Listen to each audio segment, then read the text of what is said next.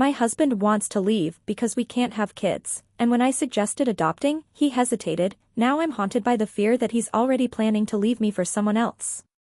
We've been married for 6 years, and for most of that time, I thought we had the kind of relationship others envied. My husband, Adam, is the kind of person who lights up a room, always making people laugh and feel at ease. I've always admired how thoughtful and driven he is, traits that made me fall in love with him in the first place. On the surface, we seemed like the perfect couple. We've weathered our share of challenges, but we always manage to find our way back to each other.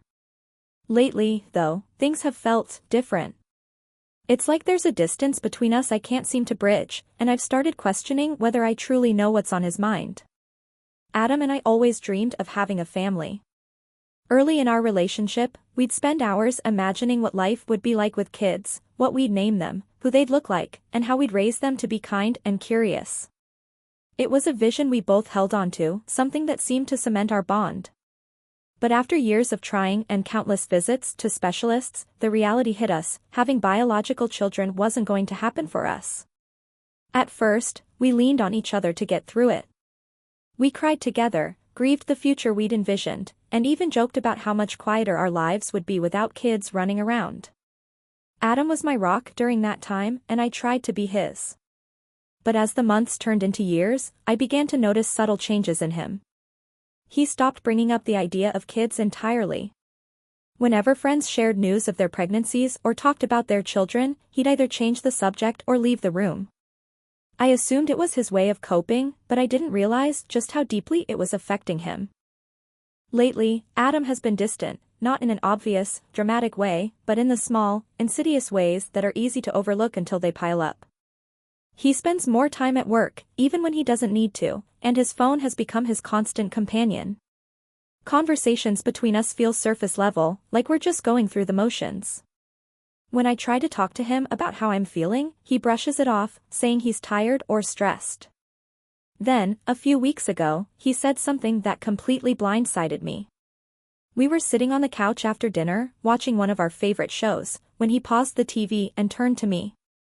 His face was serious, and for a moment, I thought he was going to tell me something terrible had happened.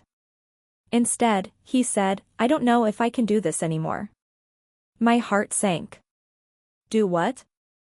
I asked, my voice barely above a whisper. "This, life," he said, gesturing vaguely around the room. "I always thought we'd have kids by now. I thought that was the plan." I didn't know how to respond. It felt like the ground had shifted beneath me. "Adam, we've talked about this. We knew this was a possibility," I said, trying to keep my voice steady. "But we're still us. We can still have a family, just not in the way we originally planned." He nodded, but there was a look in his eyes that I couldn't read, a mixture of sadness, frustration, and something else I couldn't quite place.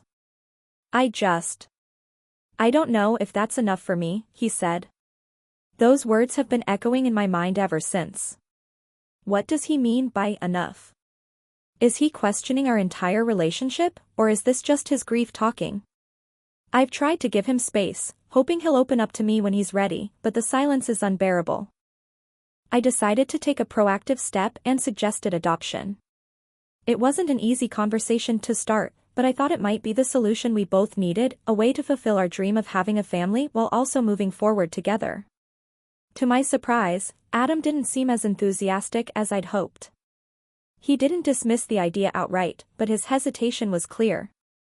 He said he'd think about it, which felt like a polite way of avoiding the subject. Now, I'm left wondering if adoption is really the issue, or if there's something deeper going on. I can't help but feel like he's pulling away from me entirely, and the fear that he might already be considering leaving me is gnawing at me. Even worse, I'm starting to question myself. Am I holding on to a relationship that's slipping through my fingers? Or is this just a rough patch we can overcome together? Every day feels like a balancing act between hope and dread, and I don't know how much longer I can keep it up. Adam's hesitation about adoption hit me harder than I expected. I thought it would be a solution we could rally around together, a way to rebuild the dream we'd lost. Instead, it felt like another wall going up between us. He said he needed time to think, but the more time passed, the less he seemed willing to discuss it.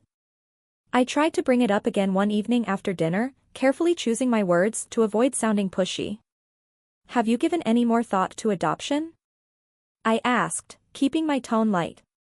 He didn't look up from his phone. Yeah. I've been thinking about it, he said, his voice flat. And? He sighed, finally setting his phone down. I don't know, okay? It's a big decision. I'm not sure it's the right thing for us. His response stunned me. Not the right thing for us? Or not the right thing for you? I asked, unable to keep the edge out of my voice. Why does it have to be one or the other? He snapped. This affects both of us. It's not just about what I want. His words lingered in the air like a challenge I didn't know how to respond to.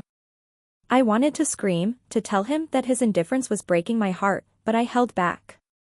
Instead, I said, I thought we both wanted a family. If not this way, then how? Adam didn't answer right away. He stared at the floor, his jaw tight, as if he was wrestling with something he couldn't quite say. Finally, he muttered, maybe I'm not ready to be a dad at all. That confession felt like a dagger to my chest. How could he not be ready after all these years of dreaming and planning? What changed? Was it the grief of not being able to have biological children, or was it something deeper? Since that conversation, things between us have only grown more strained. Adam has been spending more nights out, saying he's catching up with friends or staying late at work. But there's a part of me that wonders if he's avoiding me, or worse, if he's finding comfort somewhere else. I've caught myself scrolling through his social media, looking for clues. I hate that I've become this person, someone who doubts their partner's every move. But his distance and reluctance to commit to any plan for our future make it impossible to feel secure. At the same time, I'm torn between wanting to fight for our marriage and wondering if I'm holding on to something that's already slipping away. Adam has always been the one person I felt I could rely on, but now, I feel like I'm standing on unsteady ground, unsure if he's still there to catch me if I fall. As the days passed, the tension between us became impossible to ignore. Adam's late nights grew more frequent, and when he was home, he seemed distracted, lost in his own world. I tried to act normal, hoping that if I didn't push too hard, he might come back to me on his own. But every quiet dinner, every night spent lying next to him in silence, felt like another crack forming in the foundation of our marriage. One evening, I decided I couldn't take it anymore. I needed answers. I needed to know where his mind and his heart really were. Adam, we need to talk, I said as he walked through the door, dropping his keys on the counter. He looked at me, his face a mixture of exhaustion and frustration. Can it wait? I've had a long day. No, I said firmly. It can't. We sat down in the living room, the air thick with unspoken tension. What's going on with you? I asked. You've been so distant, and I feel like I don't even know what you're thinking anymore. He rubbed his temples, avoiding my gaze. I don't know what you want me to say, he muttered. I want you to be honest with me, I said, my voice breaking. If you're unhappy, if you're thinking about leaving. I need to know. For a moment, he didn't say anything. Then, finally, he looked at me, and the look in his eyes made my stomach drop.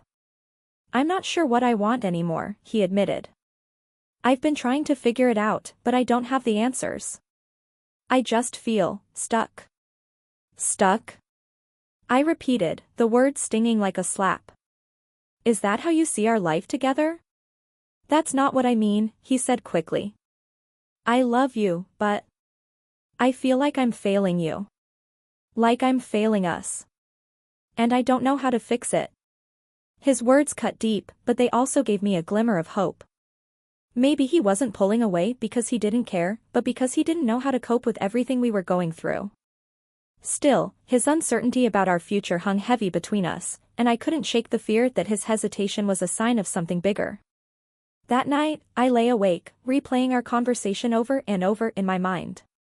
I wanted to believe that we could work through this, that we could find a way to reconnect and rebuild. But the doubt lingered, whispering that no matter what I did, it might not be enough to keep him from walking away. The days following our conversation were a blur of uncertainty and heartache. Adam and I continued to coexist in the same space, but it felt like we were living in two different worlds. I kept trying to reach him, to find some glimmer of the man I'd fallen in love with, but every attempt seemed to push him further away. One night, as I was cleaning up after dinner, I noticed Adam's phone buzzing on the counter. It was a message from someone I didn't recognize. My heart raced as I debated whether to look. I knew it wasn't right, but the doubt and fear that had been eating away at me took over. I picked up the phone and opened the message. It was from a woman named Jessica. The words were casual, too casual for comfort. Looking forward to seeing you tomorrow. Let me know what time works for you. My stomach dropped. I put the phone down as if it had burned me, my hands trembling. Who was Jessica? Why was Adam meeting her? Was this the confirmation of everything I'd been dreading? When Adam came into the kitchen, I couldn't hide my emotions. Who's Jessica? I blurted out, my voice shaking. He froze, his face a mixture of shock and guilt. She's just a coworker, he said quickly. We're working on a project together. I wanted to believe him, but something in his tone felt off. And you couldn't tell me about this project?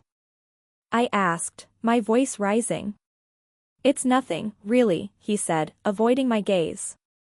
You're making it into something it's not. The room felt like it was closing in on me. Do you even want to save this marriage, Adam? I asked, tears streaming down my face.